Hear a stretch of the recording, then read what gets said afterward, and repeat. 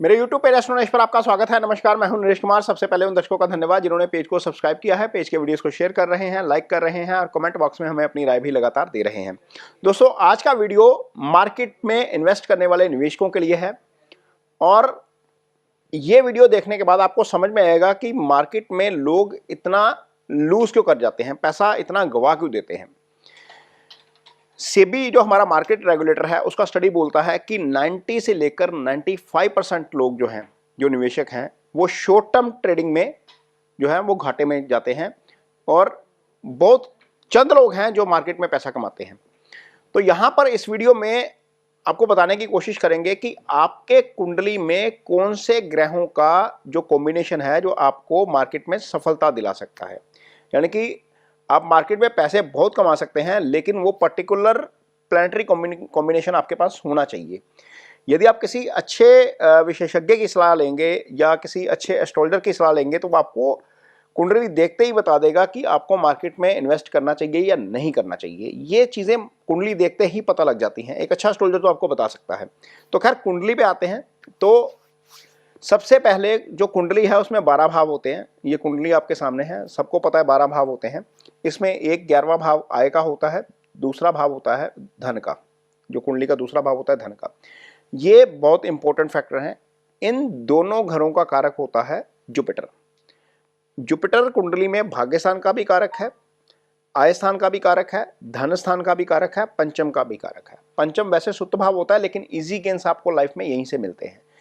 यदि ये 4 भाव आपकी कुंडली में अच्छे हैं तो निश्चित तौर पर आपको मार्केट में सफलता मिल सकती है। लेकिन ये सिर्फ एक फैक्टर है। यहां पर कुंडली में साथ साथ आपको भाव भी बता रहे हैं। कुंडली में दूसरा ग्रह जो आपको सफलता दिलाता है वो है 2 भावों का स्वामी, आय स्थान का स्वामी और धन भाव का स्वामी। आय भाव और धन भाव का स्वामी अलग अलग लग्नों में अलग अलग हो सकता है। जैसे मान लीजिए मेष लग्न की पत्रिका है, तो मेष लग्न की पत्रिका में आय भाव का स्वामी शनि हो जाएगा और आपका धन भाव का स्वामी शुक्र हो जाएगा। तो कुंडली में ये दोनों ही ग्रह अच्छे होने चाहिए।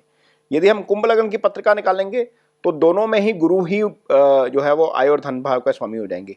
यदि हम सिंह लग्न की पत्रिका निकालेंगे तो उसमें बुध ही जो है वो आय और धन भाव दोनों के स्वामी हो जाएंगे। तो बुध का इन आय भाव और धन भाव के स्वामी होने के कारण के नाते होना भी अच्छा है। बुध का मार्केट का ट्रेड का कारक होने के कारण भी जो है वो कुंडली में होना अच्छा है। तो मोटे तौर पर आय भाव, धन भाव, पंचम भाव आपका बुध, गुरु और लगन का स्वामी यदि ये मजबूत स्थिति में हैं तो निश्चित तौर पर आपको बाजार में अच्छे रिटर्न्स मिल सकते हैं। लेकिन ये सारे ग्रह अपनी जगह ठीक है। एक ग्रह जो सबसे ज्यादा इंपॉर्टेंट रोल प्ले करता है और जिसके बारे में बहुत कम चर्चा होती है वो है आपका चंद्रमा। चंद्रमा आपके इमोशंस का कारक है। चंद्रमा के कारण ही आप मार्केट में ग्रीड या फियर फैक्टर का शिकार हो जाते हो, क्योंकि मार्केट में इमोशंस का ट्रेड ज्यादा होता है, पैसे का कम होता है। आपको जो सौदा सस्ता लग रहा है, हो सकता है वो मुझे महंगा लग रहा हो, मैं उसमें से निकल जाऊंगा, आप उसको खरीद लोगे। ये दोनों के इमोशंस के ऊपर डिपेंड है। किसी ने हो सकता है वो मार्केट में बहुत नीचे से खरीदा हो, वो उसको लग रहा है कि बहुत महंगा हो गया, मैं इसको बेच देता हूं, और दूसरा भी मार्केट में एंट्री कर रहा है, वो मार्केट में देख रहा है कि उसके फंडामेंटल ठीक है, टेक्निकल ठीक है। एक व्यक्ति खरीदने के लिए तैयार बैठा है, एक व्यक्ति बेचने के लिए तैयार बैठा है। तो दोनों के इमोशंस अलग अलग हैं। तो मार्केट में इमोशंस का ट्रेड हो रहा है। यदि आपकी कुंडली में मून की पोजीशन ठीक नहीं है तो आप इंट्राडे में ट्रेड अच्छे तरीके से नहीं कर पाओगे। इवन स्विंग ट्रेडिंग में भी आप थोड़े से घबरा जाओगे। आपने पोजीशन ले रखी होगी, आप पोजीशन घाटे में काटोगे। मान लीजिए आपने एक लॉन्ग टर्म पोजीशन ले लिया, आपको लगता है कि मैं मार्केट में पैसा लेके निकलूंगा और आपके पास सारे टेक्निकल फंडामेंटल सब कुछ ठीक है, आपको लग रहा है कि ठीक हो जाएगा, कोई दिक्कत नहीं है और मेरा जो ट्रेड है वो ऊपर ही जाने वाला है, शेयर ऊपर ही जाने वाला है। आपने वो शेयर 100 रुपये में खरीदा, 120 पे गया, आपके मन में या तो ग्रीड आ जाएगा या फियर आ जाएगा, यार कहीं ये गिर ना जाए, 20 रुपये आ रहे हैं, काट लेता हूँ। आपने काटा, शेयर भागा 150 के ऊपर, तो वहां क्या हुआ, फिर आपके हाथ में नहीं आएगा वो, फिर आप उसको 130 पे दोबारा खरीदोगे। ये तब होता है जब आपका मून कॉम्प्रोमाइज हो जाता है। मून की पोजीशन आपकी कुंडली में बहुत मैटर करती है। अब 90 से 95% निवेशक क्यों बाहर जा रहे हैं, क्यों पैसे नहीं कमा पा रहे? क्योंकि यहां पर एक और एस्ट्रोलॉजिकल रीजन आपको देने की कोशिश करता हूं कि मून ज्यादा लोगों का खराब क्यों होता है। मून खराब होने के बहुत सारे रीजन है। पहली बात तो मून यदि आपकी कुंडली में 6, 8, 12 में आ जाएगा तो खराब हो जाएगा। मून राहु केतु एक्सिस में आ जाएगा, खराब हो जाएगा। मून सूर्य के साथ आ जाएगा, अल्टीमेटली अमावस का जन्म हो जाएगा, अस्त हो जाएगा। मून शनि के साथ आ जाएगा तो खराब हो जाएगा, मून मंगल के साथ आएगा तो भी खराब हो जाएगा। पाप प्रभाव तो आ ही जाएगा। कुछ कुंडलियों में मून मंगल के साथ आकर लक्ष्मी योग की फॉर्मेशन कर देगा, लेकिन यदि वही मून मंगल के साथ 6, 8, 12 में होगा तो वो खराब हो जाएगा। ये तो एक अलग चीज होगी, ये नंगी आंख से पता लग जाएगा आपको। लेकिन मून जो है कुंडलियों में, किसी भी कुंडली में मून खराब होने की पोजीशन क्या है? जो हमारा मंथ है वो मून से ड्रिवन होता है ना। हम मून देखते हैं, मून की राशि कितनी है। जैसे ये जब वीडियो शूट किया जा रहा है तो प्रतिपदा तिथि है, तो प्रतिपदा तिथि से शुरू होकर हम जो है वो अमावस तक जाते हैं या पूर्णिमा तक जाते हैं। ये वीडियो वैसे हमने शुक्ल पक्ष में शुरू किया है, ये प्रतिपदा तिथि चल रही है क्योंकि शनिवार के दिन शनि अमावस थी इसी 29 मार्च को। तो जब ये वीडियो शूट हो रहा है तो अब हम शुक्ल पक्ष की तरफ जा रहे हैं। शुक्ल पक्ष में जैसे ही चंद्रमा 6 या 7 तिथि को क्रॉस कर लेगा वो मजबूत होना शुरू हो जाएगा। 7 तिथि को ही क्रॉस करके मान के चलिए, जैसे ही वो बड़ा होना शुरू होगा वो मजबूती की तरफ जाएगा। अब पूर्णिमा आ गई, पूर्णिमा का मून फुल मून हो गया। फुल मून भी इमोशंस का कारक होता है। लगन में चंद्रमा आ जाए तो हम ज्यादा इमोशनल हो जाते हैं।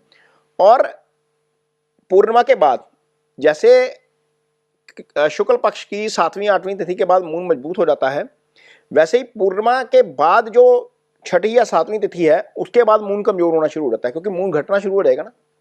जैसे ही मून घटना शुरू हो जाएगा वो कमजोर हो जाएगा। तो मोटे तौर पर यदि हम मून की मजबूती देखें तो 30 में से लगभग 10 दिन ही मून मजबूत रहता है, 20 दिन मजबूत नहीं रहता। इसका मतलब जितने भी लोग पैदा हो रहे हैं एक महीने में, लगभग 65% लोगों की कुंडली में मून इस तरीके से ही कमजोर हो जाएगा अपनी मूवमेंट के हिसाब से। और यदि इस बीच मून आपका कमजोर नहीं है, आपने मान लीजिए पूर्णिमा के इर्द गिर्द जन्म लिया है, पूर्णिमा के 5 दिन पहले या 5 दिन बाद जन्म लिया है, तो मून आपका मजबूत है।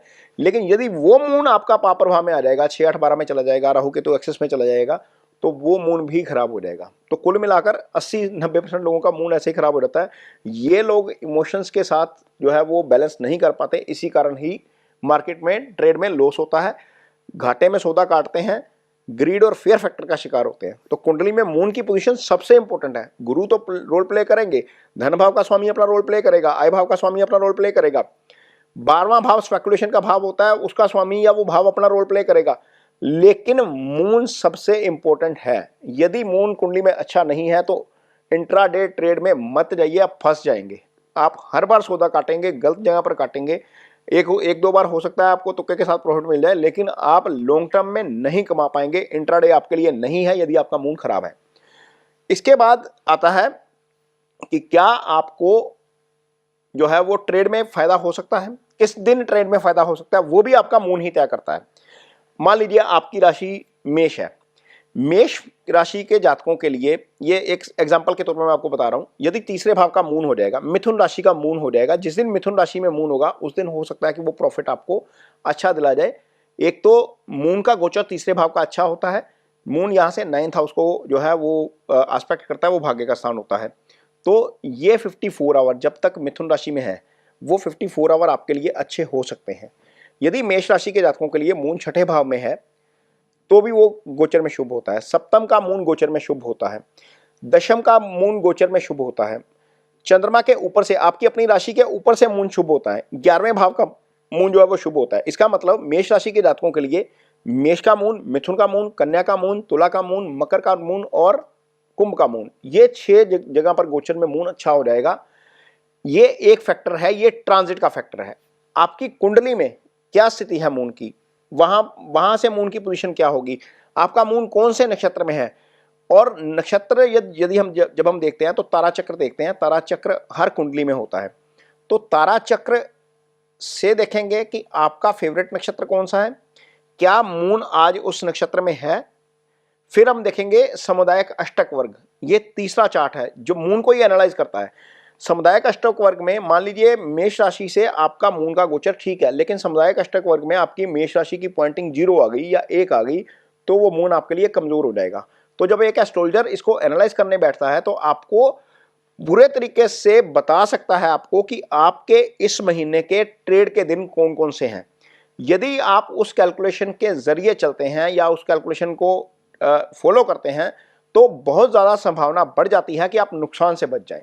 हो सकता है आपको यदि 20 दिन ट्रेड हो रहा है महीने में या 19 दिन ट्रेड हो रहा है, आपको 9 दिन बाहर ही बैठना पड़े, आप ट्रेड ना ही करें। वो नुकसान से अच्छा है कि आप ट्रेड ना करें। इस एक महीने में हम 8 या 10 दिन ऐसे निकाल सकते हैं जब आपके मून की पोजीशन आपके चार्ट के अकॉर्डिंगली बहुत फेवरेबल होती है। तो यदि वो 8 या 10 दिन कोई एक एस्ट्रोलॉजर आपके चार्ट को देख के एनालाइज कर ले तो निश्चित तौर पर आप बाजार में लॉस में नहीं निकलेंगे। सिर्फ एक फैक्टर, यदि हम इमोशंस को कंट्रोल कर पाए तो हम बहुत सारा पैसा नुकसान होने वाला बचा लेंगे, हमारे मुनाफे की गुंजाइश जो है वो थोड़ी सी ज़्यादा बढ़ जाएगी। ये एक जो वीडियो बनाया है ये एस्ट्रो एनालिसिस के लिए है सिर्फ, इसमें कोई भी कहीं ट्रेड की सलाह नहीं है। जैसे मैंने मेष राशि को बोला कि तीसरे, छठे, 7वें या राशि के ऊपर से या 10वें 11वें से है चंद्रमा, तो आपको फायदा हो सकता है, निश्चित तौर पर फायदा हो सकता है, आपका वो दिन अच्छा रह सकता है। लेकिन ये जरूरी नहीं कि उस दिन आपको ट्रेड में भी फायदा हो जाए, उसके लिए आपके दूसरे फैक्टर भी काम करेंगे, वो आपकी इंडिविजुअल कुंडली के ऊपर डिपेंड करेगा। तो ये वीडियो आपको कैसा लगा इस पर कमेंट बॉक्स में अपनी राय जरूर दीजिए। यदि ये वीडियो अच्छा लगे तो उसे शेयर जरूर करिए, पेज को सब्सक्राइब जरूर करिए और कमेंट करके मुझे ये बताइएगा कि कितने लोगों को मार्केट में लॉस होता है सिर्फ अपने इमोशंस के कारण।